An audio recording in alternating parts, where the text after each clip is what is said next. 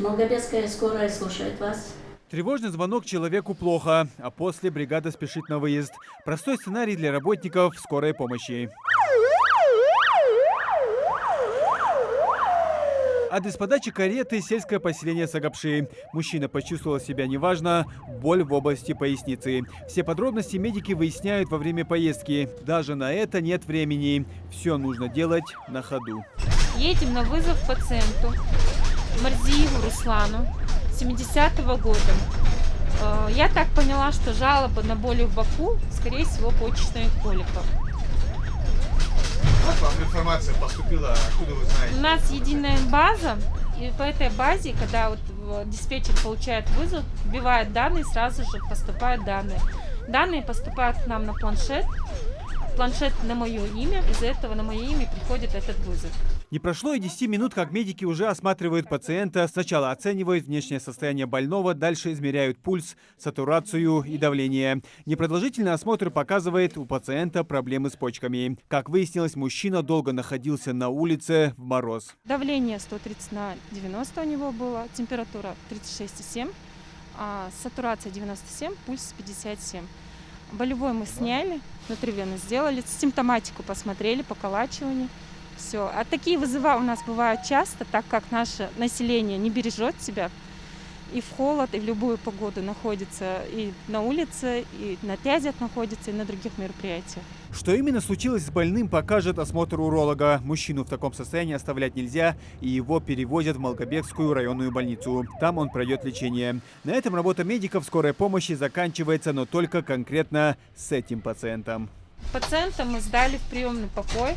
К нам подошел хирург, дали сопроводительный лист, объяснили, какие мы манипуляции выполнили, какая там температура была, сатурация была, как он на укол наш реагировал, боль прошла или нет. Дальше мы уже с пациентом не контактируем, уже все ведет его дальше больница. Тем временем в диспетчерской телефоны не умолкают ни на минуту. Именно сюда поступают звонки с просьбами о помощи. Отвечают обученные люди, они же формируют и направляют на место происшествия бригады врачей. Количество экстренных вызовов каждые сутки превышают 100. У нас 14 населенных пунктов. Ежедневно у нас на линию выходит 8 бригад скорой помощи, 3 коронавирусные бригады. Они в соответствии с приказом Минздрава Российской Федерации и Минздрава Ингушетии выделены отдельные бригады для обслуживания именно коронавирусных больных. Помимо того, что мы имеем станцию скорой помощи в городе Малгобек, у нас 2 подстанции. Это в селе Верхние Очелки и в селе Зязика-Юрт. В осенне-весенний период наблюдается тенденция по увеличению количества вызовов. Связано это с тем, что начинается сезон острых респираторных заболеваний, вирусных заболеваний. Новогодние праздники прошли без проблем, без происшествий. Увеличения вызовов не было, все системы работали в штатном режиме.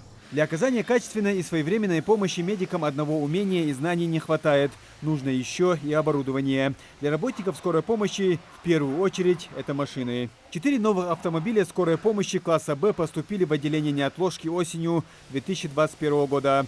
Их приобрели за счет средств резервного фонда правительства страны. В салоне каждого автомобиля есть все необходимое для оказания помощи. Это у нас дефибриллятор, это подача кислород. Это у нас идет электрокардиограф.